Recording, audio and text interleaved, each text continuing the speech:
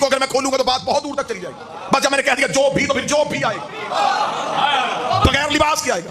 इसलिए जब आदम ही बगैर लिबास के आया तो नस्ल आदम लिबास पहन के कैसे आए? अब अगर मौलवी ये मान जाए कि हाँ नस्ल आदम बगैर लिबास की आती है, उसे कुरान की हाशिए पे अगली लफ्ज लिख, नीचे अपने दस्तखत कर कि अगर कोई लिबास पहन के आ जाए फिर तो मान लेना ये नस्ल आदम नहीं, ये असली आदम है। 9 रजब है, मुझे शहजादे के तख्त की कसम है, इनमें से कोई भी बगैर लिबास के दुनिया में आया ही नहीं। अगर कोई कहे दलील क्या है, उससे कहो इन्होंने दुनिया में आते ही पहला काम क्या किया, वो कहेगा सजदा। उसे कहे शर्म कर, सजदा तो बगैर लिबास के होता ही नहीं। अगर इनमें से कोई बगैर लिबास के आया तो फिर वो नस्ल आदम। ये लिबास पहन के आए हैं, ये असली आदम है। इससे आगे बढ़ते हैं। कोई बंदा कहे इसे अगली दलील दे तो कुरान से साबित करते। अगर ये आदम के बाद थे तो वो कौन थे जिसका नाम आदम ने लिया था?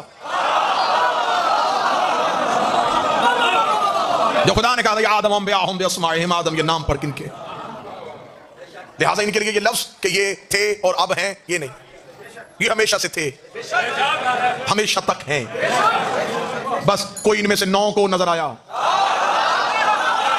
कोई 13 को नजर आया। जब से हमने देखा हमने समझा कि अब आए। शिया खुश होकर कहेंगे हमारा मौला अली काबा में आया। ये लफ्ज ठीक है ही नहीं।